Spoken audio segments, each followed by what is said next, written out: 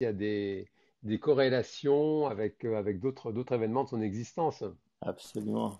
En Tout tout- à fait, Jean, c'est une très bonne idée. Un des buts de la méditation, puisqu'on va en parler ce soir, c'est précisément de réussir à faire en sorte que, idéalement, on pourrait dire que quoi qu'il arrive à l'extérieur, bien sûr, les épreuves de la vie sont toujours là. Toutefois, c'est vrai que la pratique régulière, euh, peut-être même quotidienne de la méditation, ça peut aider vraiment à réussir à mettre une meilleure distance entre les hauts et les bas de la vie, justement, pour développer une espèce de paix intérieure, quoi qu'il arrive, oui.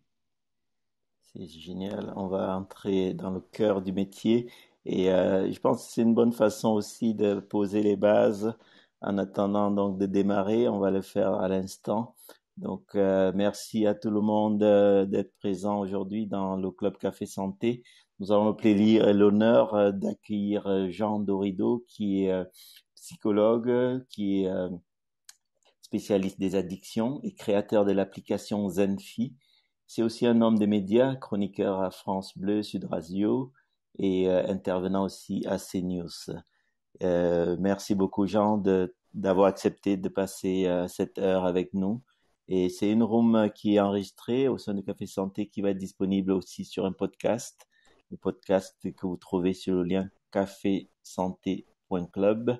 Et sur ce lien, vous trouverez tous les anciens épisodes. Et donc, c'est une room interactive où on va pouvoir discuter avec notre invité, mais aussi prendre vos questions. Et puis ensuite, on pourra parler de perspectives futures, le what next. Donc, j'accueille donc Jean, il va se présenter et ensuite on va accueillir et présenter Ophélie, Emmanuel et Tiffaine. Bonjour Jean, veux-tu te présenter? Alors bonjour à tous. Ben oui, alors ben, comme on l'a dit déjà, donc je suis français, je travaille à Paris, je suis psychologue, tu l'as dit, Doctapré. Mon parcours en fait, moi j'ai commencé, j'étais pas dans la psychologie au départ, j'ai fait une école d'ingénieur en France. J'ai été consultant pendant quelques années et puis à l'aube de la trentaine, j'ai eu envie de me consacrer à ce qui était à mes yeux vraiment plus essentiel en fin de compte. Et donc là, j'ai quitté mon job de consultant et j'ai repris des études à l'université. En France, il faut 5 ans pour être psychologue et puis après le PhD, le doctorat, voilà, c'est 3 ans de plus. Et j'ai passé tout ça et aujourd'hui, je suis docteur en psychologie. Je travaille en activité libérale où effectivement j'adresse énormément les addictions. J'aide les fumeurs à arrêter de fumer, notamment. J'aide à mincir aussi parce qu'on mange beaucoup avec sa tête, beaucoup plus qu'avec son ventre. Problème aussi, en France, on a beaucoup de consommateurs de cannabis, donc je travaille beaucoup là-dessus. Et puis, j'ai toujours animé des stages d'auto-hypnose et de méditation pour aider justement les participants à prendre soin de sa santé psychique, je dirais, au quotidien, dans l'idée de développer l'autonomie. Et c'est ça qui m'a amené, effectivement, il y a quelques années maintenant, en 2015, avec justement l'explosion du digital, avec un ami qui est très très fort en tech, on s'est associé, on a effectivement développé Zenfi. On avait vu déjà Calm et Headspace dans le monde anglophone qui avaient fait des choses très belles. Et donc en 2015, on s'est dit, bah ouais, il faudrait qu'on fasse un programme francophone accessible au plus grand nombre pour que finalement chacun puisse chaque jour méditer avec son smartphone. Et c'est comme ça que j'ai créé Zenfi qui, bon, aujourd'hui, a dépassé il y a peu de temps le million de téléchargements. Donc voilà, on est content. On n'est pas au Bravo! niveau de Calm et de Headspace qui ont vraiment, alors là, qui ont des communautés incroyables. Maintenant, oui, on a plusieurs milliers de personnes chaque jour qui méditent avec notre application dans le monde Super, entier. super. Merci beaucoup, Jean. Et aujourd'hui, on aura avec nous sur ce plateau pour donner la réplique, poser des questions. On a avec nous Ophélie Viral qui va se présenter. Oui, en effet. Alors, c'est vrai que mon nom de famille est dans la thématique de la santé. Mais pour autant, je ne suis pas professionnelle de santé, je suis moitié scientifique et moitié communicante. Et je me suis aussi reconvertie après mes années de sciences, on va dire. Et maintenant, j'accompagne les entreprises et les professionnels qui sont dans le domaine de la santé en stratégie digitale, en réseaux sociaux, parce que je suis persuadée qu'en fait, si on met le pouvoir du digital au service de la santé et de la recherche, on peut arriver à beaucoup de choses positives et que les réseaux sociaux peuvent être aussi être bons pour la santé. Donc Voilà Ophélie pour... Coste, le Café Santé avec nous. Donc merci Ophélie pour ta présence et puis on va pouvoir accueillir aussi Emmanuel qui est sur le stage. Bonjour Emmanuel. Oui, bonjour, docteur Pré. C'est un plaisir renouvelé d'être avec vous aujourd'hui dans cette room. Je suis biologiste de formation. J'ai un doctorat en biologie moléculaire et je suis dans le domaine de l'évaluation des technologies en santé. Donc, vous comprendrez que mon réflexe a été d'aller, quand j'ai vu le thème d'aujourd'hui, d'aller chercher un peu ce que disent les données probantes par rapport à l'impact de la méditation sur la santé et tout. Donc, je suis vraiment super contente d'être là et j'espère apprendre Merci beaucoup. beaucoup Merci. Emmanuel pour ta présence. On accueille aussi venu directement d'Allemagne Tiffaine Oueti. Bonjour Tiffaine. Bonjour à tous. Il y a toujours envie de dire bonsoir parce que chez nous, c'est déjà 20, il est déjà 20, 21h moins 15 là, donc bonsoir à tous. Ben, tout à fait. Justement, moi c'est Tiffaine Weti, médecin en Allemagne. J'ai fait des études de médecine en Allemagne. Je suis actuellement en spécialisation en quatrième année pour devenir médecin de famille. Et c'est un plaisir partagé à chaque fois que je peux participer à cette émission. Je suis vraiment très prise, généralement avec les enfants, mais les thèmes sont tellement intéressants et puis les rooms sont tellement enrichissantes en fait que dès que je peux, vraiment, je fais l'effort Merci, de merci participer. beaucoup. Ça fait très plaisir d'avoir Voilà. donc tout ce beau monde pour accueillir notre invité qui a donné de son temps et qui va nous parler de Zenfi. Mais avant d'entrer dans l'application, on aimerait quand même savoir ton activité, Jean. Est-ce que tu peux nous parler de ton activité de psychologue, ton cœur de métier? Tu en as dit un petit mot tout à l'heure, mais peut-être nous rafraîchir et nous positionner. Oui, oui, oui, bien sûr. Moi, en fait, mon activité, mon cœur de métier, bah, c'est la psychologie. Je l'exerce en libéral. Et j'ai beaucoup de personnes qui viennent me voir pour traiter les addictions, notamment l'aide à l'arrêt du tabac, que j'adresse par hypnose. Et puis tu l'as dit, j'ai une activité aussi médiatique qui est toujours centrée sur la psychologie, puisque les chroniques que je fais à la radio abordent un thème d'actualité, toujours à travers la psychologie. Là, pendant la pandémie, voilà, ça a été l'occasion de rappeler à quel point le soutien social, c'est important, l'entourage, c'est important. Ça a été aussi l'occasion de revenir sur le syndrome de la cabane, par exemple, ces personnes qui ont du mal à retourner vers l'extérieur. Et Zenfi, en fait, c'est la même chose. Moi, mon métier, c'est vraiment d'aider le plus grand nombre à améliorer sa vie en utilisant son psychisme en réalité. Donc mes clients au cabinet, je les aide à arrêter de fumer en fait avec la tête. Donc il y a un vrai travail cognitif qui est de comprendre finalement pourquoi est-ce qu'on fume quand on est fumeur. Ça déjà, ça aide en fait à ne plus le faire. Parce que quand on comprend que finalement bah, la cigarette n'apporte rien, c'est une drogue à accoutumance, c'est déjà une première étape pour ensuite se délivrer de la dépendance au tabac. Et indépendamment, je dirais, des problèmes d'addiction, c'est toujours la question pour un psychologue, c'est de dire, mais comment est-ce qu'une personne peut améliorer son quotidien, dans le fond, que ce soit dans son travail, que ce soit dans ses relations avec sa famille, avec ses amis, comment est-ce qu'on peut faire, comment est-ce qu'on peut utiliser toutes les données qu'on a aujourd'hui. J'entendais Emmanuel qui rappelait l'importance de l'évidence basée de médecine, quoi. La psychologie a pris ce virage il y a longtemps maintenant, de l'administration de la preuve, hein, de réussir vraiment à identifier des changements observables, mesurables, réussir vraiment à transmettre les bonnes pratiques, idéalement des pratiques simples, qui vont vraiment à l'arrivée faire une différence positive sur, on pourrait dire, le niveau de bien-être, le niveau de même d'émotions positives qu'une personne va vivre dans son existence. Comment faire? Et c'est vrai qu'il y a beaucoup, beaucoup de données aujourd'hui qui ont été réunies justement dans le monde entier et qui montrent que le fait de pratiquer un petit peu chaque jour de la méditation. Alors, on va pouvoir expliquer, pour ceux qui ne connaissent peut-être pas, qu'est-ce que c'est la méditation. Il n'y a pas besoin de se raser le crâne et de mettre une robe et de se transformer en moine, hein, je vous rassure. On peut de façon très simple, en prenant 20 minutes, même 10 minutes, chaque jour, juste faire une pause,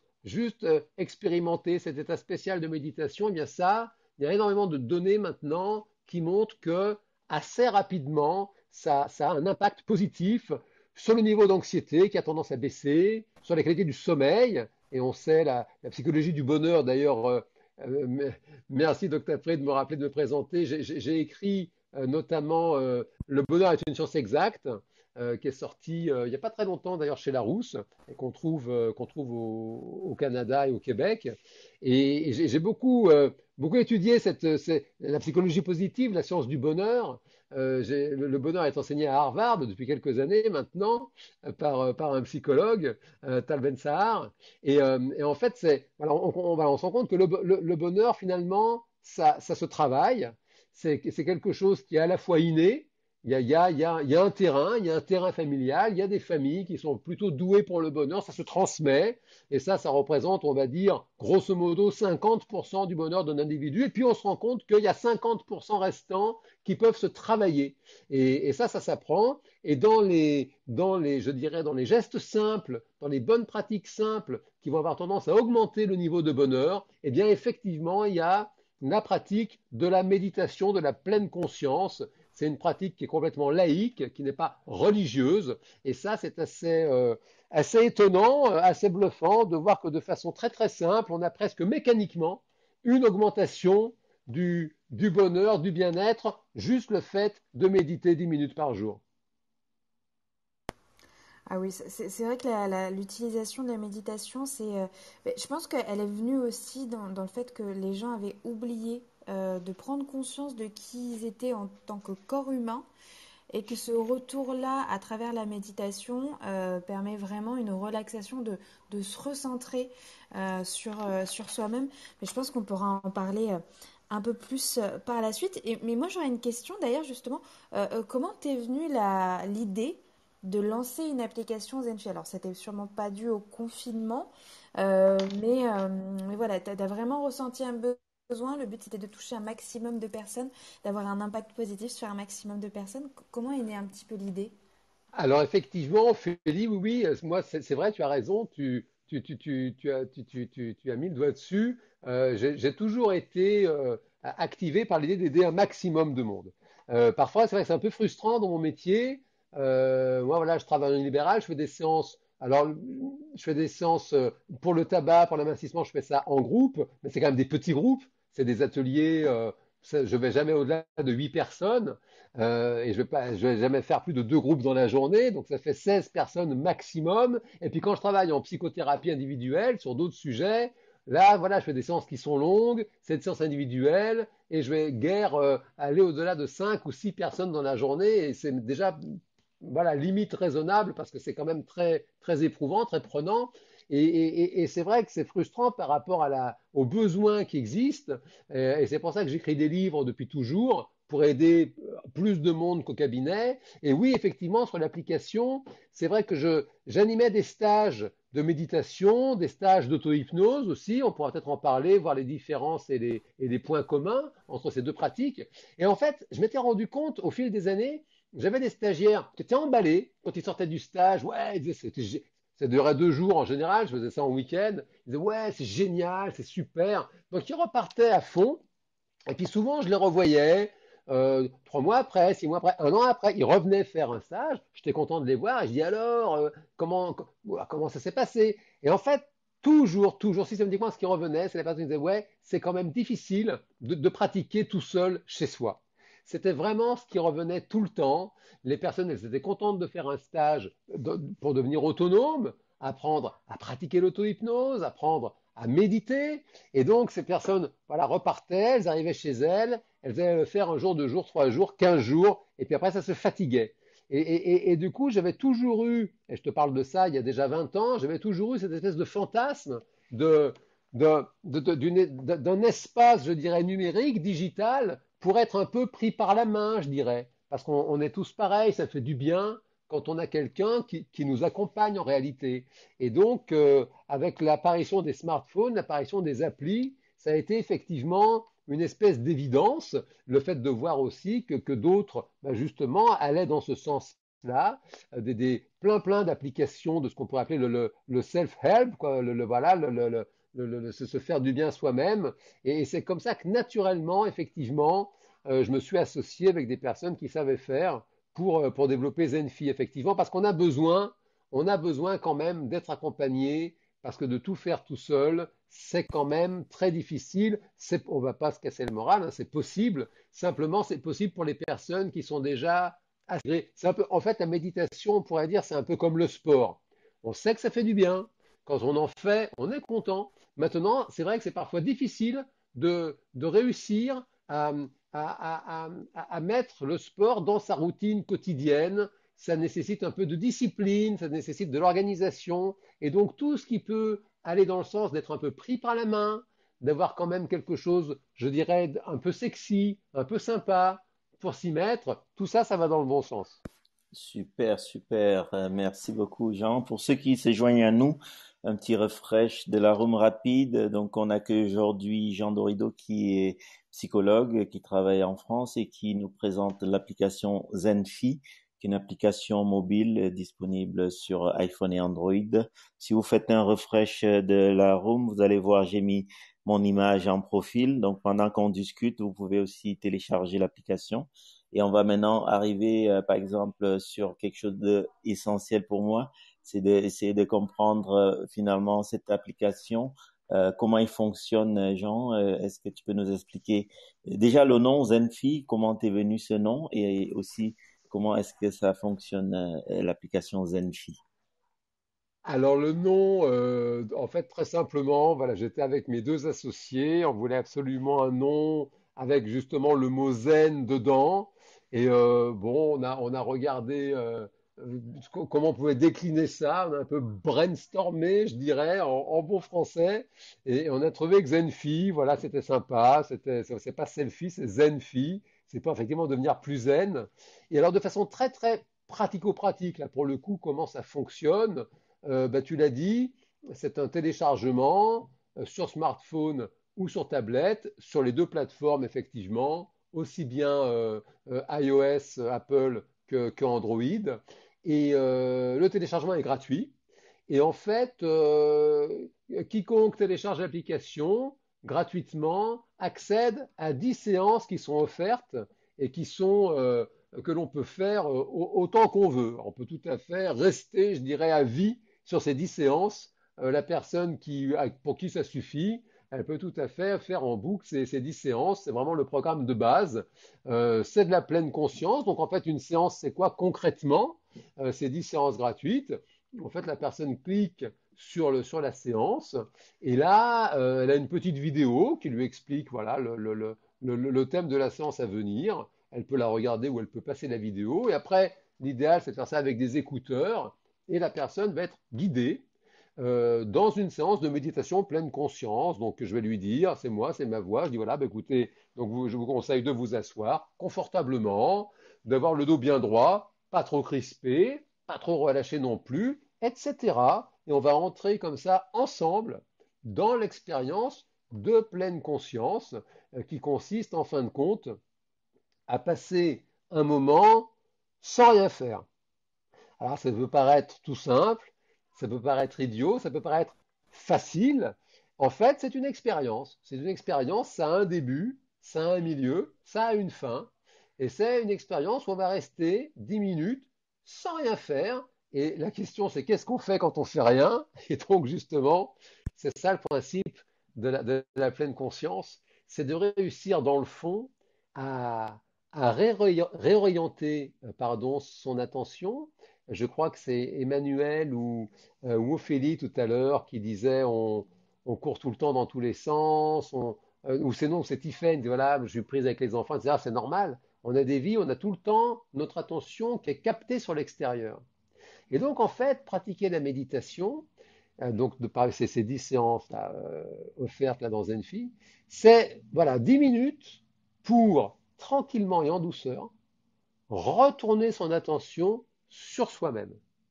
D'être attentif, c'est un peu comme de se mettre dans une bulle momentanée où on va, plutôt que d'être toujours excité par l'extérieur, on va davantage rentrer à l'intérieur de soi-même et on va être attentif euh, à toutes les sensations, justement. Voilà, qu'est-ce qu'on ressent quand on est assis? Est-ce qu'on est confortable? Est-ce qu'on est inconfortable? Et puis on va, c'est le grand classique, je dirais, de la méditation, c'est de réussir à mobiliser sa concentration, hein, puisqu'on est souvent en train de zapper en permanence. Les neuroscientifiques expliquent bien qu'il y a un mode par défaut du cerveau qui part dans tous les sens, qui se fatigue, et puis il y a un mode concentré. Et on sait que c'est ce mode concentré qui, justement, à force d'être expérimenté, diminue les troubles anxieux, améliore le sommeil, etc. Et donc, ces 10 minutes, elles sont là pour progressivement basculer dans ce mode concentré. Et sur quoi on se concentre quand on fait de la pleine conscience? On se concentre sur le seul mouvement, en fin de compte, qui est permanent chez nous tous, les mammifères. Dès qu'on ne fait rien, il y a toujours quelque chose qu'on fait tout le temps, même quand on dort, c'est qu'on respire. Et donc, on va prendre 10 minutes pour progressivement, je dirais, ralentir le rythme dans lequel on se trouve toute la journée pour finalement n'être plus concentré que sur son souffle et juste observer comme ça l'air qui entre et qui sort. Donc évidemment que y a plein de moments où on bascule sur autre chose, où on pense à sa liste de courses, où on pense à tout un tas de trucs, c'est pas grave. Dès qu'on part sur autre chose, on revient tranquillement, systématiquement sur la respiration. Et ça dure 10 minutes. Et en fait, ça se décline. Ça se décline parce qu'il y a plein de chemins différents. Il y a plein de parcours, d'étapes différentes pour réussir à entrer dans cette phase de concentration sur le souffle. Et ça, le programme de base qui est offert, il décline 10 chemins différents. Et ça, c'est offert. Et ensuite, pour les personnes qui accrochent au truc, qui aiment bien ça, et qui aimeraient aller plus loin, à ce moment-là, il y a la possibilité de s'abonner, de prendre un abonnement, soit au mois, soit à l'année. Et là, la personne accède à un catalogue. Aujourd'hui, on est à peu près à 300 séances. Et puis, je dirais régulièrement, on apporte des nouvelles séances, des nouveaux programmes pour travailler plus spécifiquement l'estime de soi, ou la confiance en soi, ou le sommeil, quand on a du mal à dormir. L'idée, c'est vraiment de décliner cette pratique de la méditation sur des thématiques qui vont intéresser l'utilisateur. Merci beaucoup Jean, et puis je tiens à préciser qu'en termes de tarifs c'est largement accessible. C'est largement accessible. Si on prend un abonnement à l'année, on est sur du 3 euros par mois. Ouais. Si on prend un abonnement mensuel, on est sur du 5 euros par mois. Je veux dire, en termes, on va dire, de bénéfices de ce que peut nous apporter la méditation au quotidien, c'est un investissement aussi sur notre bien-être, en fin de compte. Et je pense qu'avec en plus ce qui s'est passé cette année, le Covid, le confinement et toutes les compteurs qui ont été un petit peu, on va dire, perturbés, la méditation, c'est vraiment... Alors, il y a des personnes qui peuvent méditer, et ça peut-être qu'on en parlera tout à l'heure, mais en étant en mouvement, qui font de la méditation en conscience, par exemple, en allant se promener et tout ça, mais peut-être On pourra en revenir un petit peu tout à l'heure. L'application, on est d'accord qu'elle est dispo sur l'App Store et sur Android, c'est ça? Oui, oui, oui, elle est sur les deux plateformes. Oui, oui, exactement. Ouais, ouais, ouais. D'accord. Et est-ce qu'il y a un âge minimal ou maximal pour commencer la méditation avec Zenfi? Est-ce Alors, très qu'un bonne enfant question. peut se mettre Ouais. à la méditation? Parce que je sais que dans certaines écoles, ça commence à arriver.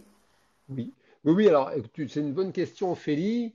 Sur l'âge maximal, il n'y a pas d'âge maximal. Moi, je suis surpris d'ailleurs du retour de certains seniors, des personnes de plus de 70 ans, clairement, qui accrochent très très fort. Et ça, vraiment, c'est une réalité. Et il n'y a pas de limite d'âge, hein, en fin de compte.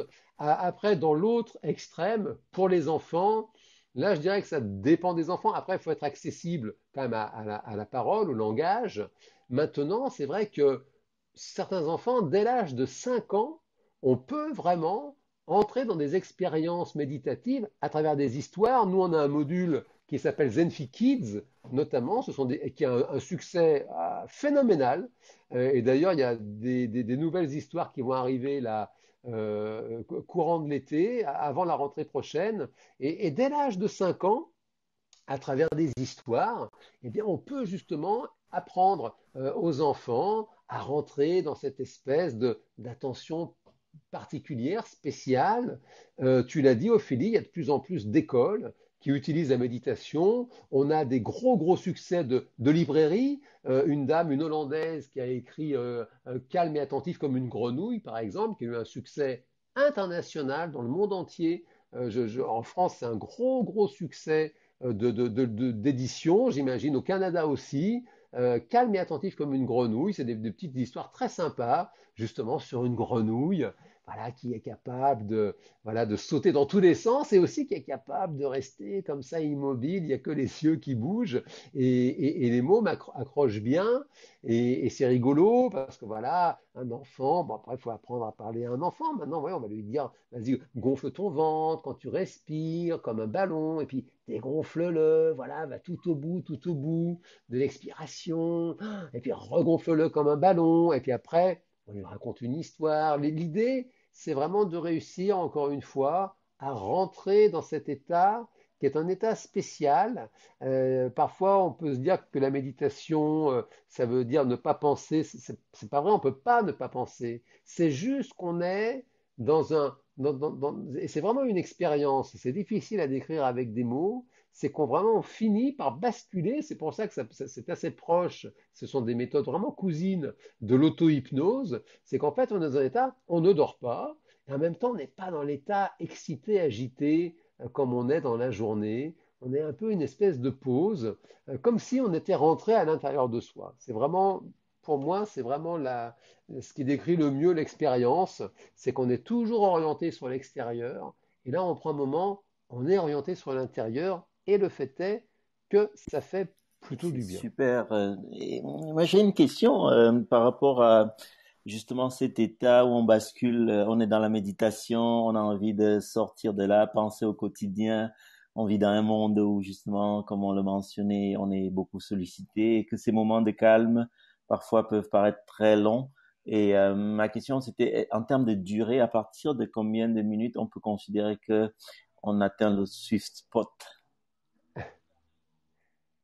Alors, pour ma part, et je compte sur vous que ça reste entre nous, je suis très très fan de la One Minute Meditation. Dans le sens où, alors j'entendais Ophélie tout à l'heure qui évoquait cette pratique qui existe, hein, c'est vrai, de méditer en marchant, de méditer même en faisant la vaisselle. On a Tish Nathan qui lui fait de la méditation Vipassana. C'est un monsieur qui vit en France, qui est originaire du Vietnam, qui explique bien dans un de ses bouquins, ça doit être le miracle de la méditation, il explique bien, il dit voilà, faire la vaisselle, on peut faire la vaisselle, on se dépêche pour que vite terminer, puis on peut faire la vaisselle pour juste faire la vaisselle.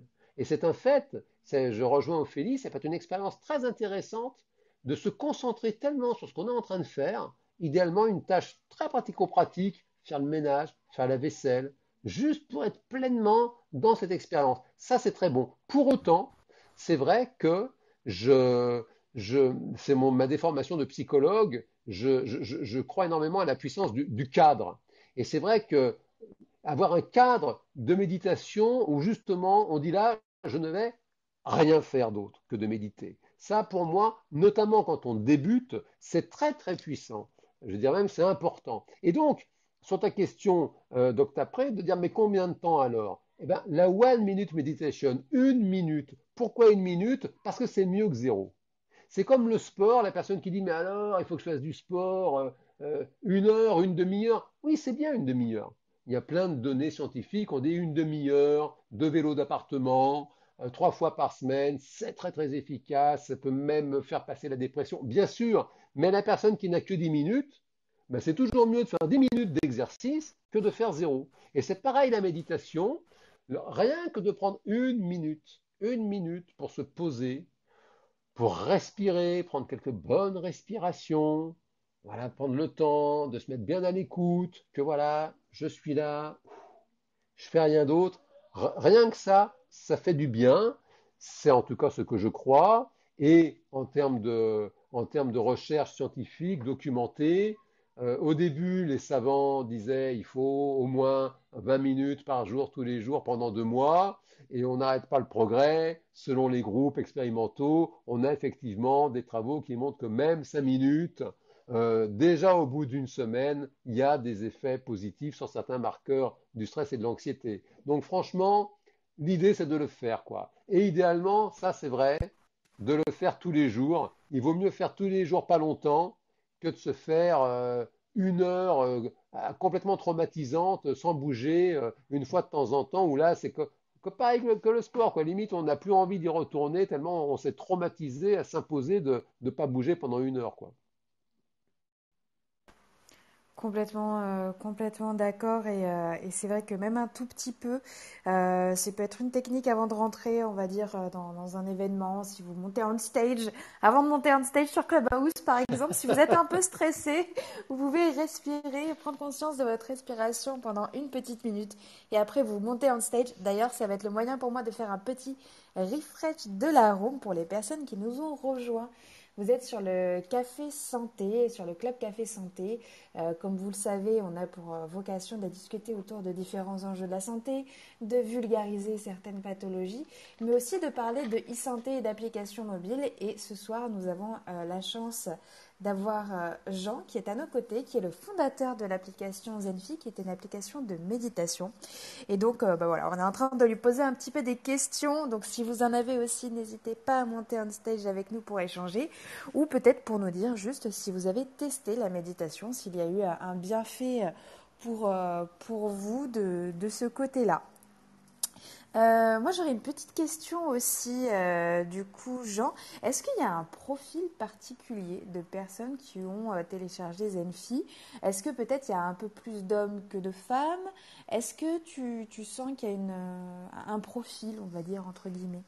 Oui, oui, bah, il y a un profil. Après, je dirais, on retrouve en fin de compte les chiffres qu'on a sur d'autres domaines, hein. On sait très bien, en tout cas, oui, pour la France, les personnes qui vont voir des psys, par exemple, on est grosso modo sur 2 tiers, un tiers, 2 tiers population féminine pour un tiers d'hommes.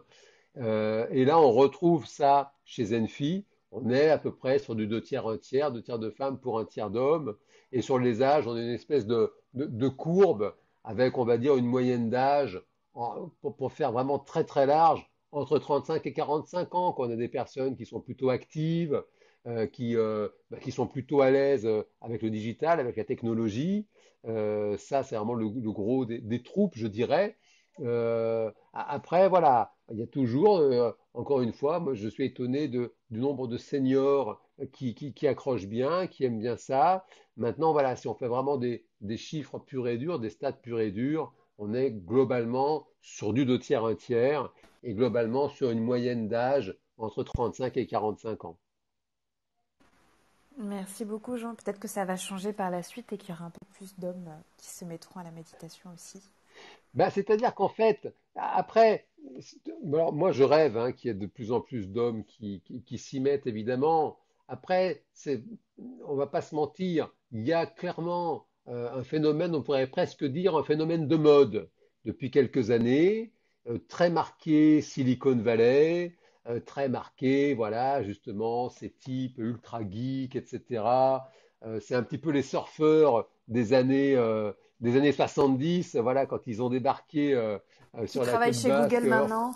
voilà, qui maintenant travaille chez Google. Donc il y a clairement un effet de mode, bon, qui est une bonne chose parce que ça démocratise, ça popularise la chose.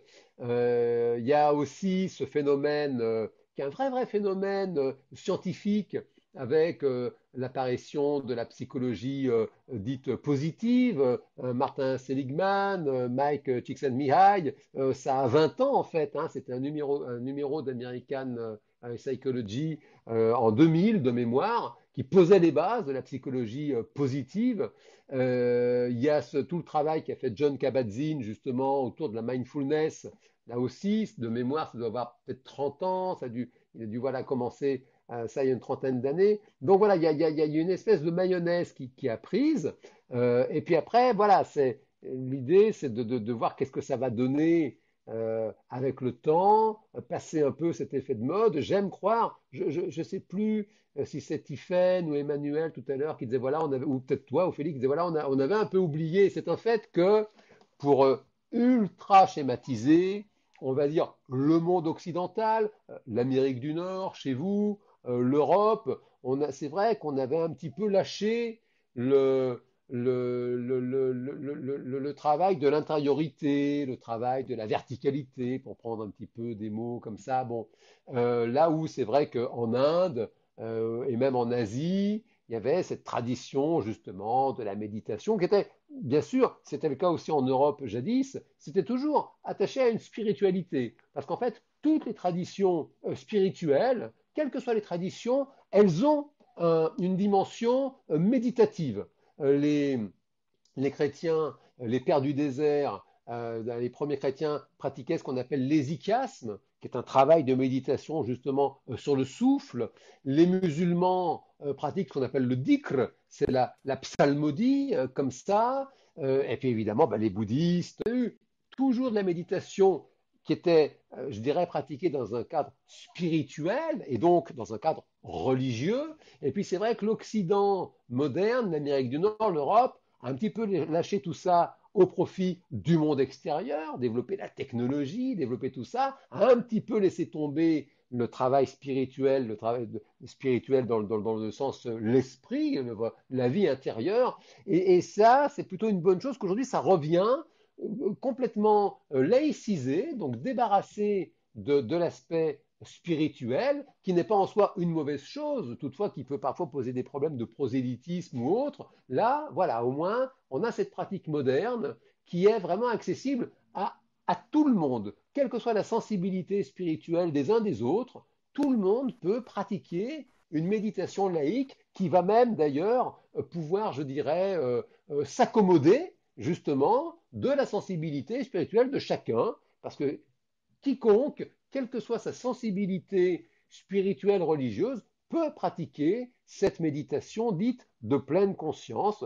parce elle est uniquement, justement, fondée, orientée sur ce travail cognitif, on pourrait dire, d'attention portée aux sensations et au souffle et aux émotions. Merci Jean pour toutes ces informations-là. C'est vrai que ça nous donne une autre vision, je trouve, de la méditation qui n'a pas encore été abordée dans ce sens-là sur Clubhouse. Donc très contente que ça soit fait du coup sur le Club Café Santé.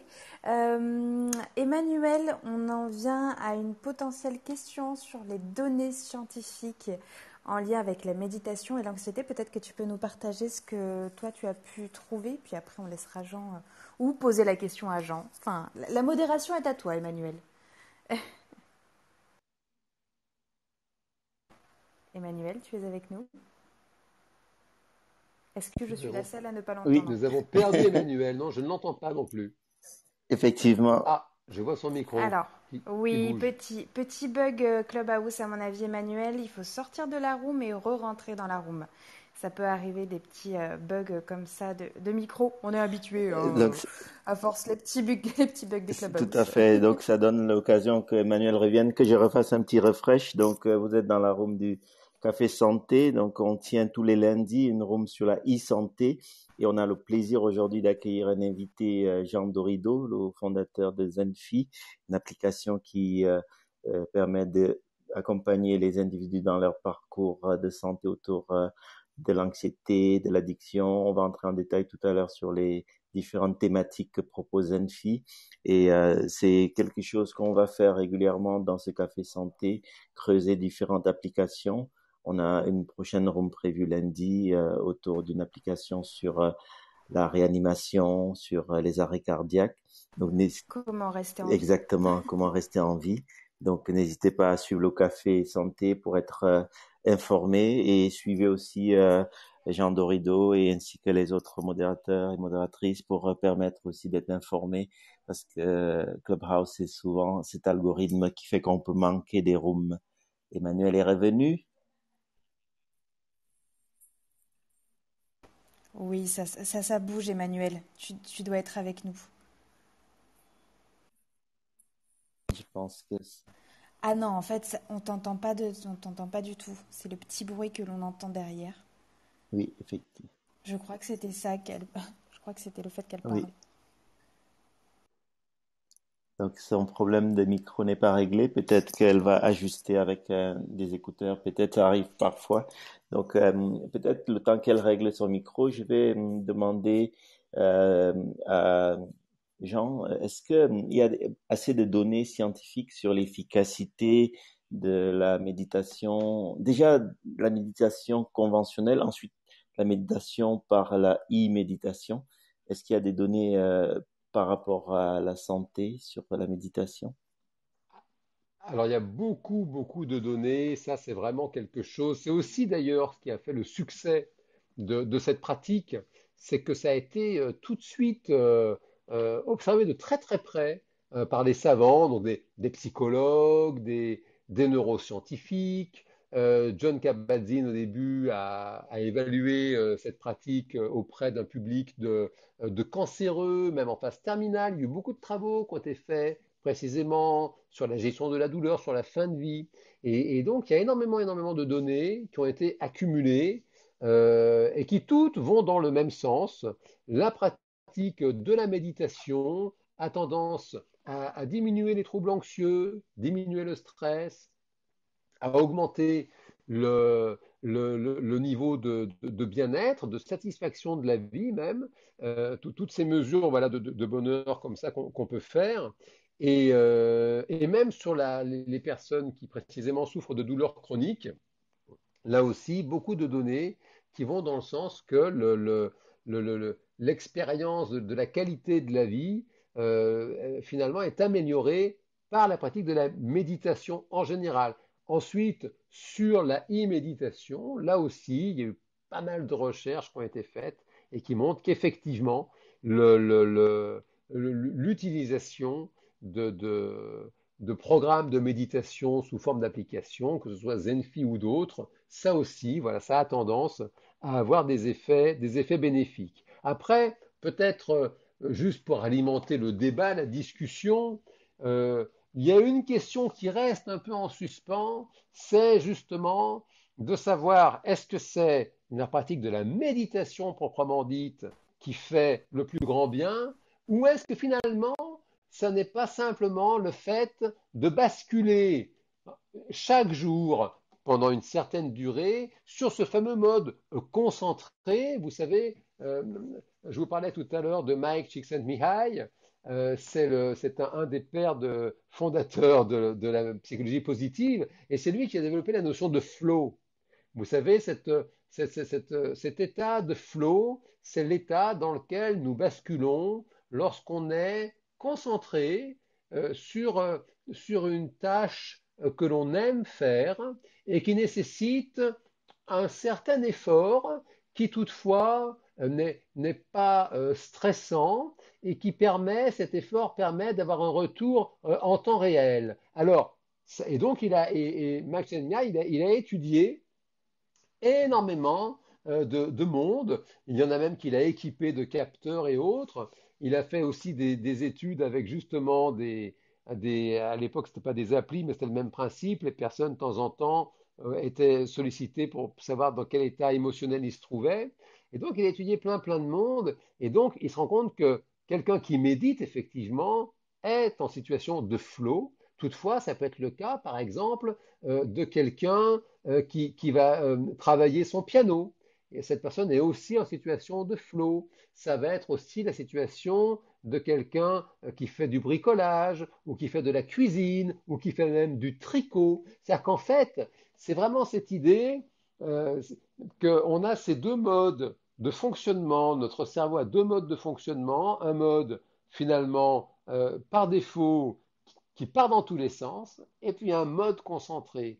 Et le mode concentré fait du bien, c'est sûr. Et donc, si vraiment on cherche une question, voilà, qui peut exciter les savants, cette question elle est un peu en suspens de dire, mais finalement, est-ce que c'est le mode concentré qui fait du bien, et quel que soit ce mode concentré, ou alors est-ce que peut-être la méditation, parmi tous les modes concentrés, peut-être qu'elle fait encore plus de bien.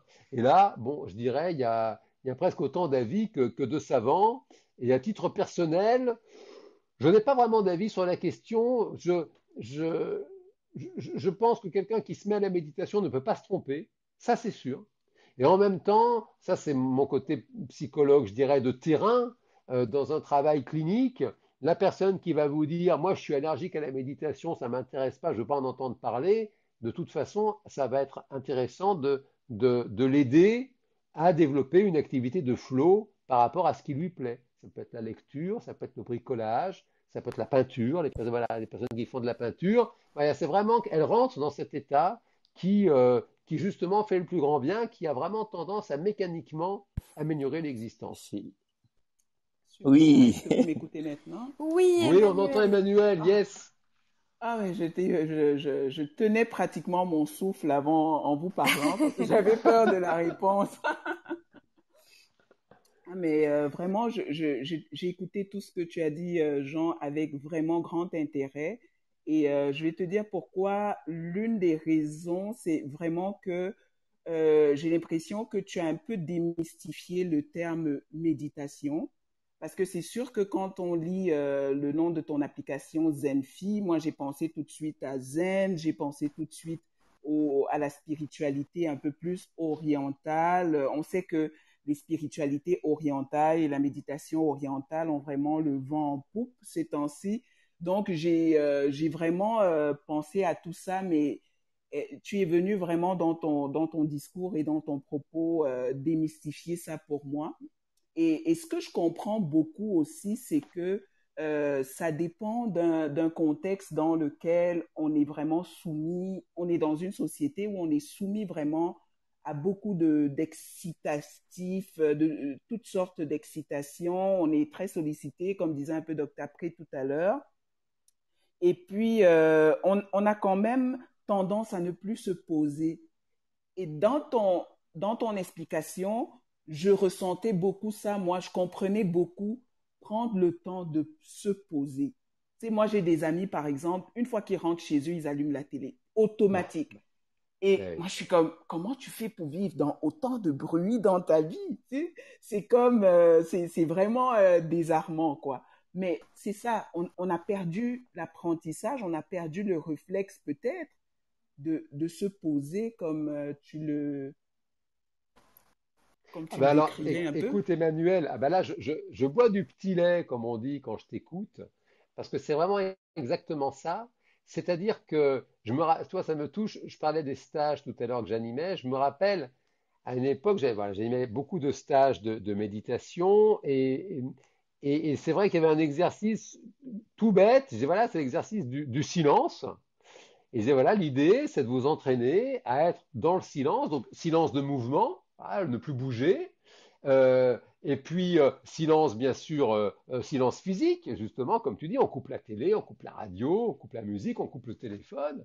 Et puis de faire cette expérience et éventuellement, pourquoi pas, de tenter de s'approcher d'une espèce de silence intérieur. C'est-à-dire qu'on peut pas ne pas penser, toutefois on s'attache pas aux pensées, on les laisse passer comme ça. Et je disais l'objectif, vous commencez par 1 minute, 2 minutes, et je dis l'objectif, c'est de réussir un jour à faire une demi-heure. Et je me rappelle une dame très bien, bon job, très intelligente, qui me dit, mais moi, Jean, je crois que vous n'avez pas bien compris ma situation. Si moi, je m'assois 5 minutes chez moi dans le silence, je fonds en larmes. Et ça m'avait énormément touché, et en même temps, je comprends cette dame. C'est ce que tu disais, Emmanuel, à l'instant. On est tellement excité que si on n'y prend pas garde, enfin là, je parle pour moi, parce que voilà, je suis dans le flot comme tout le monde. Si on n'y prend pas garde, on est tellement emmené par l'excitation qu'on peut finir par avoir peur du silence, parce qu'on voit ça comme une espèce de vide, comme si on allait tomber dans une espèce de truc complètement terrifiant. Et c'est vrai qu'il y a vraiment un apprentissage qui est vraiment très bon pour la santé globale, et notamment la santé psychique, de réapprivoiser justement ce vide, parce on a besoin d'avoir de la place et, comme tu dis, de se poser, effectivement.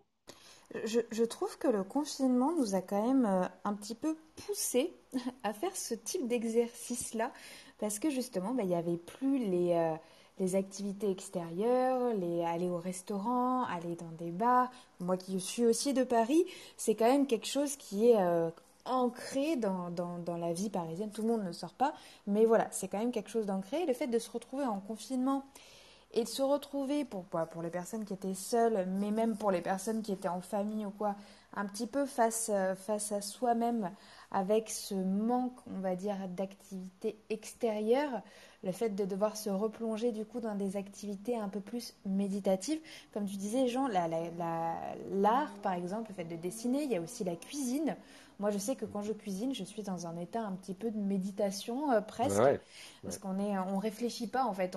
Enfin, on n'a pas forcément cet embrouillage de pensée que l'on peut avoir au quotidien. Et c'est vrai que le confinement, je trouve, a été un petit peu un rappel à l'ordre quand on avait oublié de prendre le temps de respirer. Et il y a de très belles choses d'ailleurs qui en sont sorties de ce rappel à l'ordre, parce qu'il y a beaucoup de gens qui ont changé aussi de profession grâce à ce recentrage, je trouve. Et puis voilà, il y a quand même eu un gros changement, je trouve, de ma part, sans être professionnelle, lors du confinement par rapport à cet état-là. Alors, tu as raison, Ophélie, et merci pour ce regard positif sur le confinement, parce que tu as raison, c'est vrai, il y a vraiment des personnes qui ont, je dirais, réussi à basculer du bon côté. Ce n'est pas un jugement de valeur, hein, c'est pas un jugement moral, c'est du bon côté pour le bien-être, voilà, pour le fait d'être bien. Toutefois, il y a aussi eu l'autre effet, parce que l'expérience du vide, elle est nécessaire, elle fait du bien. Toutefois, la nature a horreur du vide. Et il y a hélas des chiffres qui confirment que le confinement, ça a été aussi l'occasion pour bien du monde, eh ben de faire plus d'alcool, de faire plus de tabac, de faire plus de cannabis, de faire plus de séries télévisées, de faire plus de junk food. C'est-à-dire qu'il y a vraiment cette espèce de bascule. On peut basculer du côté du vide, et qui peut devenir un vide fécond. Précisément, la méditation, la cuisine, comme tu en parlais, c'est vrai, quand on cuisine, on est bien, voilà, on est concentré, on est dans le flow, ça fait du bien. Et puis aussi, on peut basculer dans un vide qui est un vide stérile, et parce qu'il n'est pas, c'est un vide qui n'est pas, comment dire, qui n'est pas observé sereinement, et donc c'est un vide qui est subi. Voilà, ce n'est pas un vide qui est choisi, et là, ça fait peur, et sous stress, on régresse, et là, ça peut, hélas, donner lieu à des comportements qui vont chercher à remplir ce vide de tout un tas d'excitants dans le fond pour se rassurer. Et ça, voilà, encore une fois, c'est pas un jugement de valeur, c'est juste que là, on sait, on en parlait avec Emmanuel, les données scientifiques sur le sujet, on sait qu'en fait, à l'arrivée, c'est pas bon. À l'arrivée, ça fait du stress, à l'arrivée, ça fait de l'anxiété, à l'arrivée, ça fait des troubles du sommeil. En fait, à l'arrivée, on croit qu'on se fait du bien, mais en fait, c'est pas vrai, on se fait pas du bien. Oui. Ophélie, si tu permets. Vas-y, vas-y, Emmanuel. Oui, Jean, justement, vu que tu rebondis encore sur les données scientifiques, ben, j'ai fait vraiment le tour vite, vite pour voir un peu ce qui se dit, parce que c'est sûr que c'est quelque chose que j'ai souvent entendu, que la méditation pouvait avoir un effet bénéfique chez les patients. On parlait souvent beaucoup des patients de cancer, sur parfois leur survie un peu. Et nous, il y a une institution aux États-Unis, je veux dire dans le cadre de mon travail, qu'on consulte souvent par rapport aux recommandations par rapport sur certaines pratiques en santé ou certaines technologies. Alors, c'est la clinique Mayo. Je ne sais pas, certainement tu en as Ah, entendu la clinique parler. Mayo, bien sûr, très Oui, bon. c'est ça. Alors, je vais juste lire un extrait de ce que j'ai prélevé de leur site par rapport à la méditation, et puis peut-être poser ma question, mais c'est un peu, ça contient un peu ma question. Alors, ils disent, Research has never found that Alors, peut-être que meditation. tu peux nous faire la petite traduction par la même occasion. Oui, je vais faire la traduction après, Ophélie. No Ok, worries. parfait. Okay. Research has found that meditation may help reduce symptoms of anxiety and depression. When combined with conventional medicine, meditation may improve physical health. For example, some research suggests meditation can help manage symptoms of conditions such as insomnia, heart disease, pain, cancer, and digestive problems. So, en gros, ce que ça dit, c'est que la recherche a trouvé que la méditation pouvait aider à réduire certains symptômes de l'anxiété et de la dépression. Et il disait, lorsque c'est combiné à la médecine conventionnelle, la méditation pourrait améliorer l'état de santé physique. Par exemple, certaines recherches ou certaines études suggèrent que la méditation pourrait aider à gérer les symptômes des conditions telles que l'insomnie, les maladies cardiaques, la douleur, le cancer et des problèmes digestifs. Et je dois avouer que j'ai beaucoup aimé la prudence avec laquelle c'était formulé aussi par Mayo Clinic, suggérant vraiment que oui, la méditation ne va pas en elle-même être un moyen de guérison, mais peut-être justement, ils mettent l'emphase sur le fait que ça permet de contrôler et de manager les symptômes. Je voulais donc justement savoir comment est-ce que tu voyais donc l'impact de la méditation sur des conditions diverses à long terme. Alors oui, oui, Merci. merci de le rappeler, Emmanuel. Et c'est vrai que la clinique Mayo fait un super job, vraiment, notamment sur tous ces expérimentations de psychologie dite positive.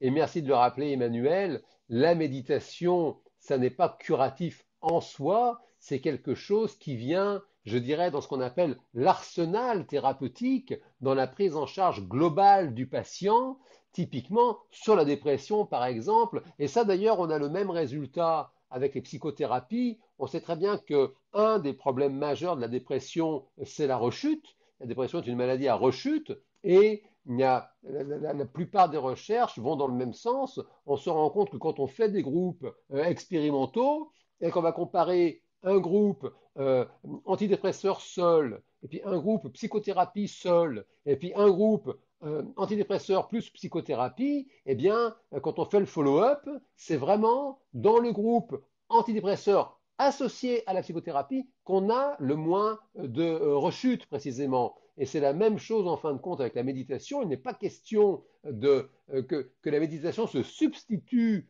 au traitement. En revanche, la méditation est quelque chose qui, dans la prise en charge du patient, quel que soit le traitement, que ce soit un traitement à base d'anxiolytiques, d'antidépresseurs ou même d'antidouleurs, on sait bien qu'il y a un vrai sujet avec les antidouleurs et avec l'accoutumance, le fameux effet dose, la problématique de douloureux chronique. Et donc, on sait que là, la méditation, c'est une réponse supplémentaire qui va venir en complément du reste. Et après, c'est le travail que fait justement le médecin avec son patient, c'est de réussir à trouver l'écosystème qui lui conviendra le mieux. Et dans cet écosystème, c'est un fait, là, toutes les recherches vont dans le même sens. Dans cet écosystème, la méditation, très, très Super. souvent, Je pense à sa que place. Oui, oui. Moi, j'aurais une petite question du coup pour toi, Doctapré. Est-ce que les médecins se mettent aussi à la méditation en plus des patients? Est-ce que le corps médical, qui à mon avis en ont bien besoin, est-ce C'est une que excellente c'est quelque chose question, auquel on vous Ophélie. Je dois dire sensibilise d'abord, aussi? premièrement, une des choses qui a beaucoup changé, et c'est peut-être aussi l'impact de la pandémie, c'est le regard sur soi. On a commencé à beaucoup insister sur la santé psychologique des soignants. C'est des choses qui étaient déjà connues parce que, par exemple, ici, dans le contexte du Québec, il y a le PAM, le programme d'assistante aux médecins, qui est une structure en lien avec l'ordre des médecins, qui a une cellule d'accueil, d'écoute, d'accompagnement. Et dans le contexte de la pandémie, on a mis en place beaucoup de formations, de conférences autour de cette question de la santé mentale des médecins et aussi des ateliers sur les trucs et astuces. Et c'est quelque chose qui est fondamental parce que pour bien prendre en charge les personnes, on est obligé de le faire. C'est sûr que, contrairement aux psychologues, et Jean nous dira peut-être si c'est toujours le cas, mais j'avais la notion que les psychologues avaient un devoir, une obligation de se faire suivre par d'autres psychologues. Je ne sais pas si c'est toujours le cas, mais les médecins n'ont pas cette obligation, mais on a quand même une cellule d'écoute et des consignes et conseils pour comment gérer sa santé mentale, parce que le burn-out est un élément majeur. Il y a eu beaucoup de suicides de médecins, beaucoup de suicides des étudiants en médecine, par exemple. On en a beaucoup en France, au Canada, qui ont malheureusement été dans ce drame de suicide. Et on sait que le burn-out est présent. C'est comme une épée de Damoclès. Je laisse le micro à Jean.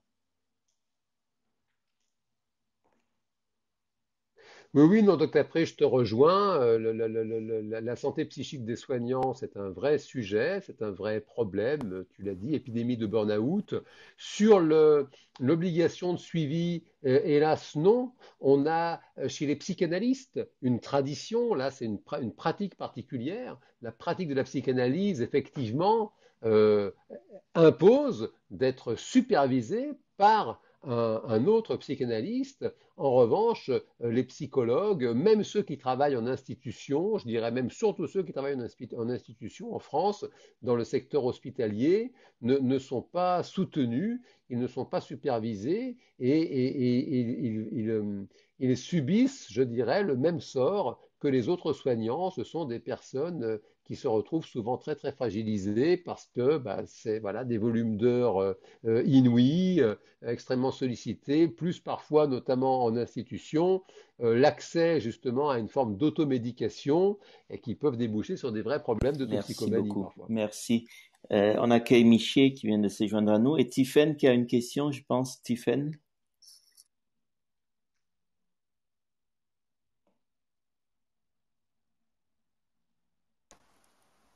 J'ai pas vu son micro s'ouvrir à Tiffaine, mais peut-être que j'ai mal vu. Oui, j'ai Tiffaine, est-ce que l'impression tu que... as des problèmes parfois de Ou alors connexion? Clubhouse.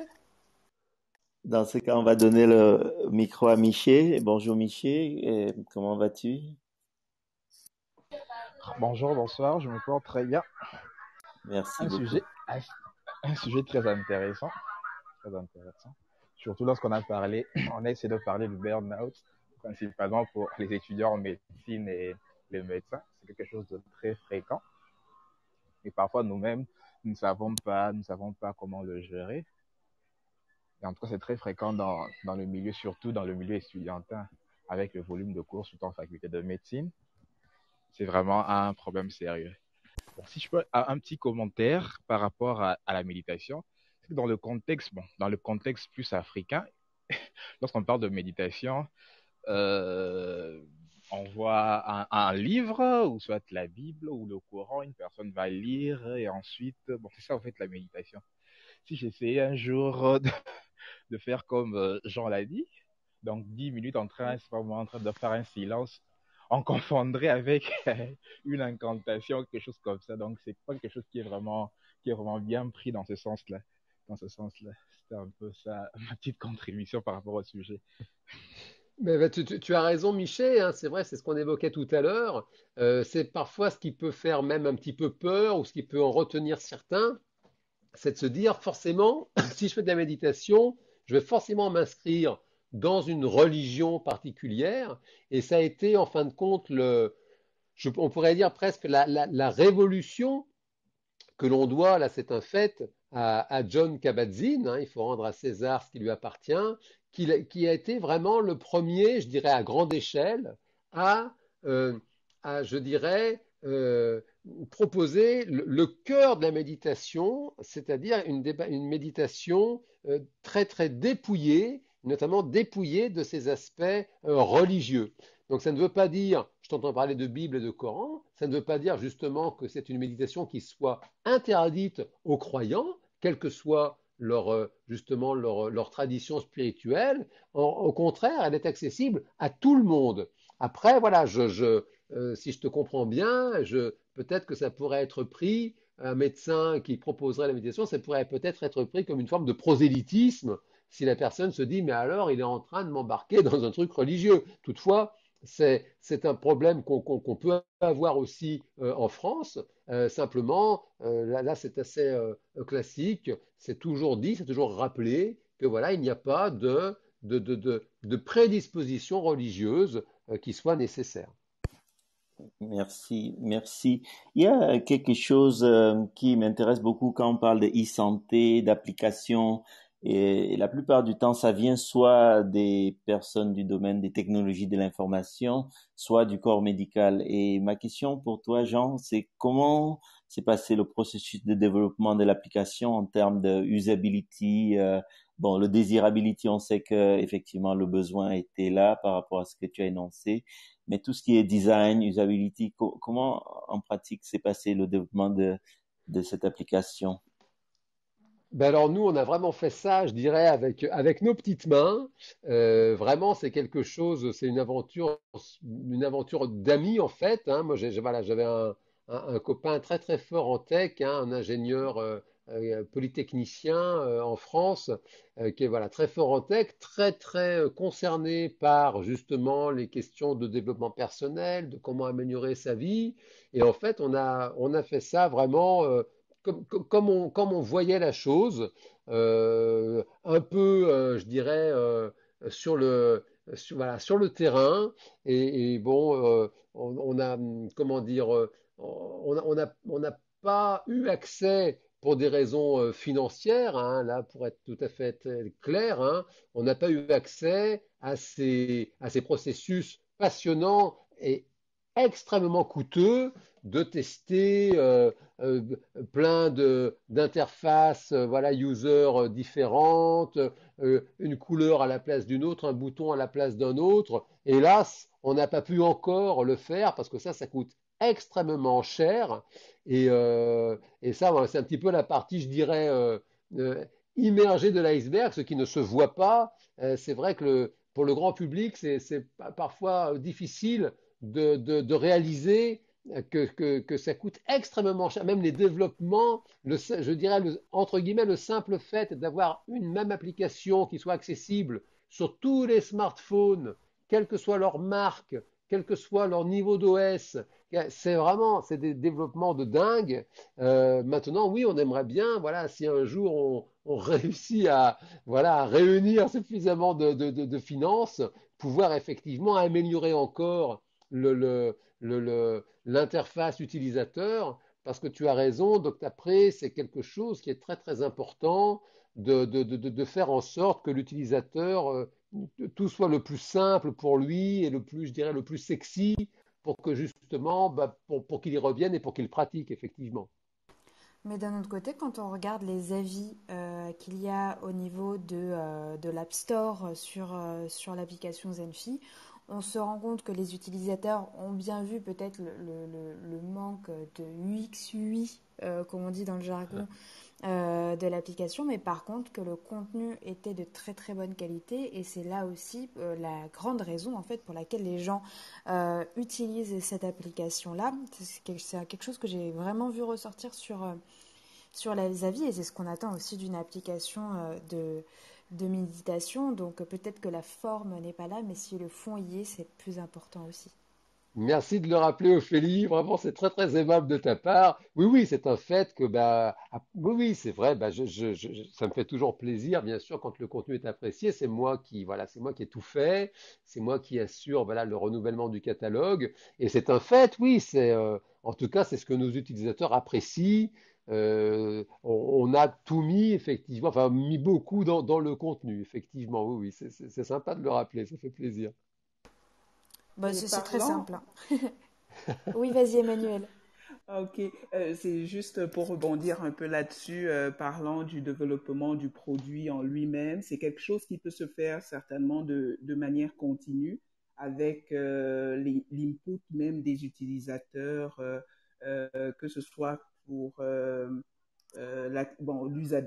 comment on dit, la facilité d'usage de l'interface et autres. Là, je pense que ça peut être vraiment fait en processus continu aussi. Mais je Ah oui, voulais, oui, ça. ouais.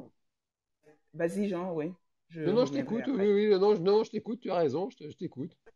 Oui, et puis je voulais savoir seulement, tu sais, c'est tellement une belle base de données que tu as là quand même.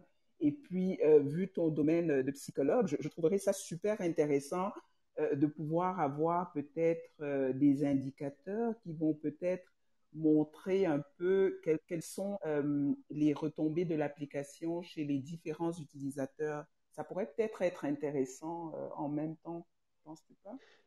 Ah ben ça, c'est complètement. Là, on est au cœur finalement de l'e-santé, hein. C'est effectivement de réussir.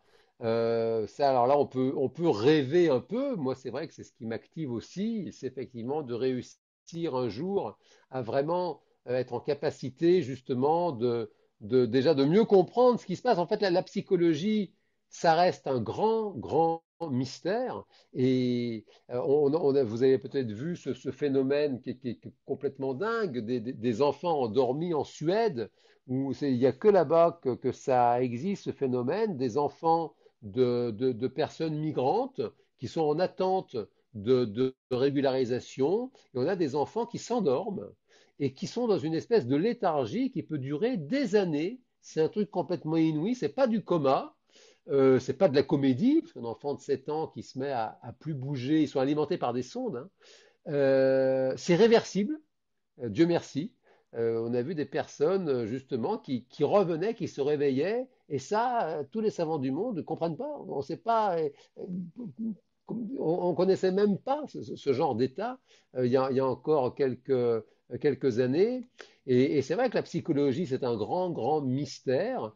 Et c'est vrai que d'être en capacité un jour d'analyser les données que l'on obtient à travers ces applications pour mieux comprendre ce qui se passe déjà et pour être en capacité justement de mieux aider de façon individualisée dans le fond l'utilisateur pour qu'il améliore son niveau de bien-être. Et puis on en parlait tout à l'heure, le burn-out chez les soignants, d'être en capacité de mieux prévenir justement les problèmes de burn-out, de fatigue émotionnelle.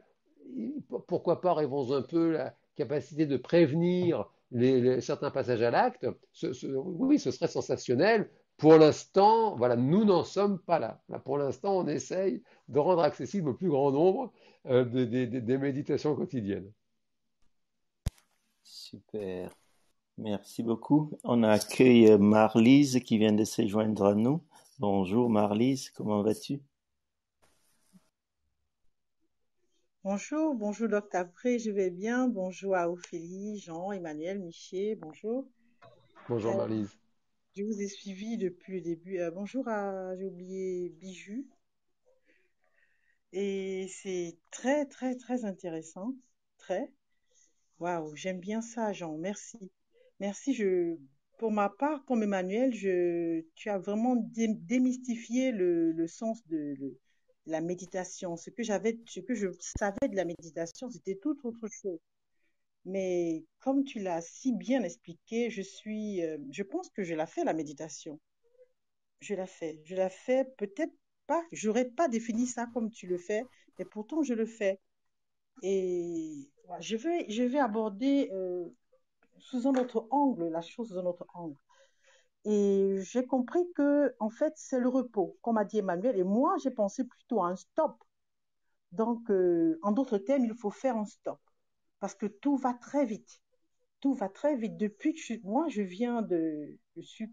suis en Allemagne et je suis arrivée ici en 1998 et je faisais la sieste, moi, d'où je venais, je faisais la sieste. Mais ici, il n'y a pas de sieste. Ah, ça a été pour moi très dur de passer toutes mes journées dehors et debout. Et il fallait apporter un rendement à la fin. Et il fallait des résultats en fin de semestre. C'était beaucoup trop pour moi. Et vous savez, le cartoon qui dit, on parle de, ma fille aime bien regarder Inspecteur Gadget. Ce monsieur qui fait tout. Et ce sont des choses qui m'amènent à réfléchir, mais j'ai l'impression d'être des fois Inspecteur Gadget. Il faut tout faire. Je peux faire 5 choses au même moment. Mais la méditation, comme tu l'as présenté, je pense que je la pratique. Je pratique le repos et ça m'aide beaucoup. J'ai appris à me reposer 5 minutes, même au volant. Quand je roule et je suis fatiguée, je m'arrête. Je suis fatiguée, je dois tout arrêter et me reposer. Ça me fait beaucoup de bien.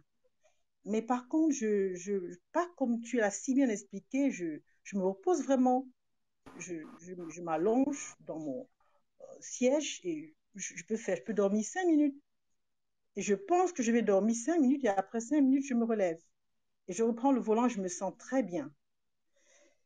Mais quand même, je ne suis pas pessimiste, mais je voudrais dire que malgré toutes ces pratiques, et bien même quand je pense à tout ce que tu as dit, et quand je rentre au travail, rien n'a changé.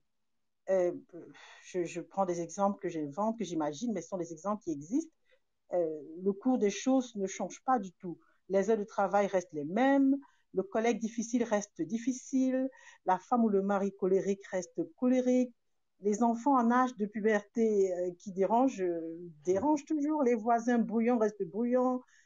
Bon, et là, ce sont des choses auxquelles j'ai dû faire face et je me demande des fois, et c'est l'occasion pour moi de poser la question à vous aussi, à toi aussi, Jean, est-ce que ce n'est pas en pratiquant cette méditation que je fais aussi souvent, des fois j'ai l'impression de tourner en rond, mais ça ne résout pas le problème. Je me repose, ça me fait du bien pendant un moment, mais je reviens, je tourne dans la même roue. C'est un cercle fermé. Ça continue, donc je prends un peu de repos, je reviens, je me fatigue encore, je reviens, je prends un peu de repos, je reviens, je me fatigue encore. À la longue, est-ce que ça aide vraiment? Bon, donc, avec la pratique de la méditation, est-ce qu'on ne serait pas, que je trouve être bonne, comme tu l'as si bien expliqué, mais est-ce qu'on ne serait pas en train de fabriquer des super-hommes, comment on dit déjà, comment on dit en anglais, multitasking, des Ah, personnes, des alors, robots? merci Et pour ton intervention, Marlise, vraiment qui est très, très riche. Alors là, quand je t'entends, en fait, il y a plusieurs points dans ton témoignage. Euh, le premier point, effectivement, c'est de savoir qu'est-ce que je peux attendre d'une pratique de la méditation par rapport aux événements de la vie. Tu l'as dit, les voisins ils sont toujours bruyants, voilà, bah, ça les change pas. Les ados ils sont toujours compliqués. Finalement, ça ne va pas changer l'extérieur. Donc, c'est effectivement déjà de savoir c'est quoi la promesse, qu'est-ce que je peux attendre de la méditation, qu'est-ce que ça apportera, qu'est-ce que ça n'apportera pas. Ça, c'est le premier point. Le deuxième point, je t'entends dire, tu as raison, on l'a dit avec Emmanuel, que méditer, c'est faire une pause, c'est faire un stop. Pour autant, quand je me repose, je ne pratique pas la méditation. C'est nécessaire, ça fait le plus grand bien de réussir à faire un stop et à se reposer, finalement à se détendre, à débrancher, comme on dit, on débranche, on coupe le portable, on débranche. Ok. Pour autant, et c'est ça qui parfois peut rendre la méditation un peu austère, on ne va pas se mentir, c'est que quand je médite, à la différence de quand je me repose, je suis actif. Je vais peut-être même parfois me fatiguer à méditer parce que je vais mobiliser ma concentration.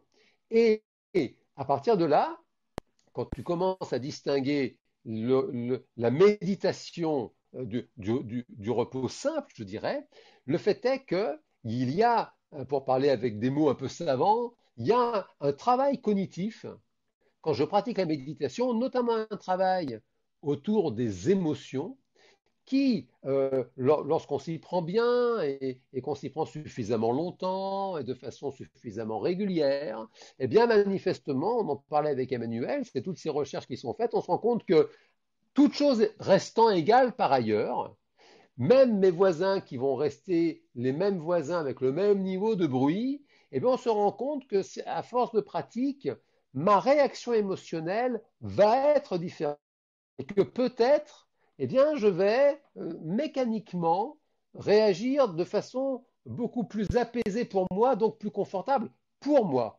Après, je te rejoins, Marlise.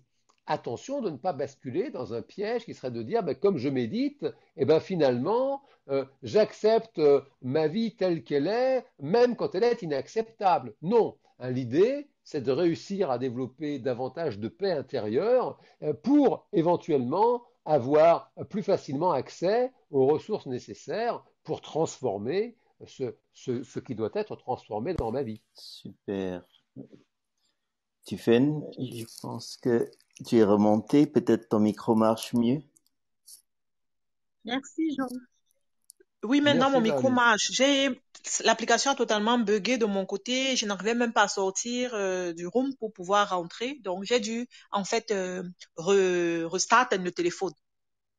Donc, Ophélie avait raison, c'est peut-être Clubhouse qui a un Oui, problème. mais c'est Oui, pas grave, j'ai dû Tiffaine, on voulait restart le téléphone, absolument. comme ça va.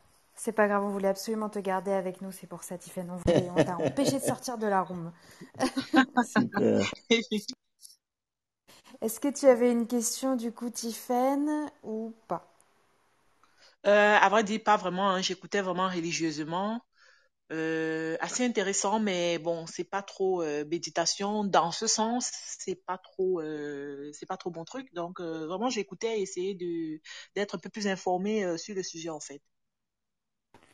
Ouais, mais justement, c'est un très bon point en plus qu'a donné tout à l'heure Marlise et Jean aussi. C'est vrai que parfois quand on parle de méditation, et puis je le vois beaucoup en fait moi dans l'entrepreneuriat, c'est un petit peu la solution à tous les maux de la terre, hein. Tu te sens pas bien, fais de la méditation, fais de la méditation, ça va. Il y a un truc qui va pas, fais de la méditation, et c'est vrai que c'est un petit peu on va dire la réflexion facile quand on est un petit peu stressé, quand on est un petit peu angoissé. Et c'est vrai qu'il y a deux côtés, je trouve, où on a testé la méditation, on comprend ce que ça peut nous apporter soi-même et comment du coup soi-même on peut arriver à se recentrer pour peut-être mieux se distancer de son environnement et des personnes qui pratiquent la méditation en pensant que ça va changer l'environnement. Et c'est là où il y a tout un concept qui est complètement différent. Et moi, c'est quelque chose que j'ai souvent entendu quand je parlais de méditation. Ah, mais ça m'empêche pas de. Et c'est vrai que c'est un peu, c'est un petit peu se recentrer sur soi. On reste sur comment on appréhende ce que peut enfin, ce que l'extérieur peut nous apporter, que ce soit en termes de nervosité, d'anxiété, de stress, mais aussi comme chose positive. D'ailleurs, je pense qu'à mon avis, dans la méditation guidée, il y a peut-être aussi... moi, je sais que j'en avais fait comme ça des méditations guidées où on mettait l'accent sur les choses positives. Donc, il y avait le côté recentré sur son corps, puis mettre l'accent sur ce qui s'était passé de bien dans notre journée. On était vraiment sur l'imagination. Alors, je sais qu'il y a plusieurs types de méditation. Mais voilà, le côté imagination était très très bien perçu pour ma part, par mon cerveau et par mon organisme. Donc merci beaucoup pour tous ces échanges. Donc après, je suppose que tu avais aussi Oui, donc une question. merci beaucoup Ophélie et vraiment merci pour les questions super pertinentes et commentaires de Marlise, Tiffaine. Et quand vient l'heure du choix, Jean, comment fait-on pour se positionner face à la concurrence? Parce qu'il y a beaucoup d'applications qui existent et je pense que forcément la tienne, tu vas nous la présenter comme étant la meilleure. Comment est-ce que tu positionnes Zenfi par rapport aux autres? Euh, Alors, j'aurais pas la prétention de la positionner comme étant la meilleure dans la mesure où bon, on est 8 milliards sur Terre et en fait, chacun son style.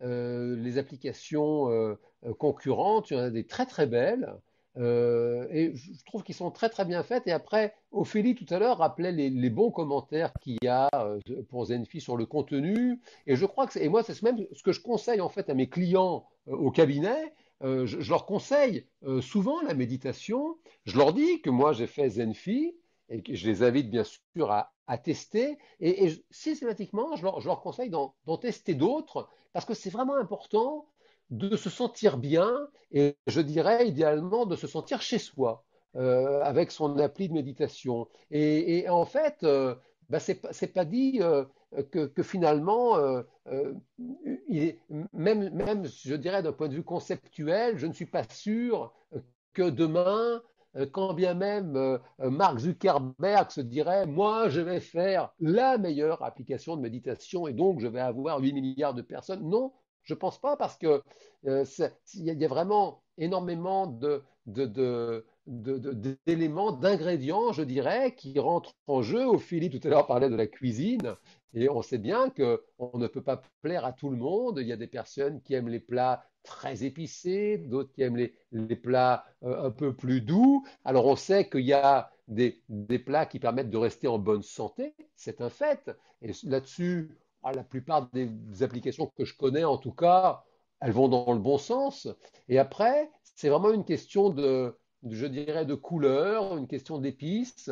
C'est vraiment de se respecter et d'aller vers justement le contenu qui vous convient le mieux. Et moi, c'est comme ça que je vois les choses. C'est comme ça que je fais Zenfi. Je fais les séances qui, moi, me font du bien, les séances voilà, que moi, j'aimerais pratiquer sur les thématiques qui me semblent importantes par rapport à mon expérience clinique de bientôt 20 ans, par rapport à tout ce que je connais de mon métier, de mon doctorat de psychologie. Je propose un produit et bah, j'ai la chance qu'il plaise à pas mal de monde. Maintenant, je n'irai pas à dire qu'il existe quelque part la meilleure application de méditation du monde. Je pense pas. C'est bien qu'il y en ait plusieurs. C'est bien que chacun puisse Merci trouver beaucoup, celle qui beaucoup. lui convient. Je pense qu'on a quand même fait un très beau portrait de l'application Zenfi et on pourrait rester des heures, mais pour respecter ton temps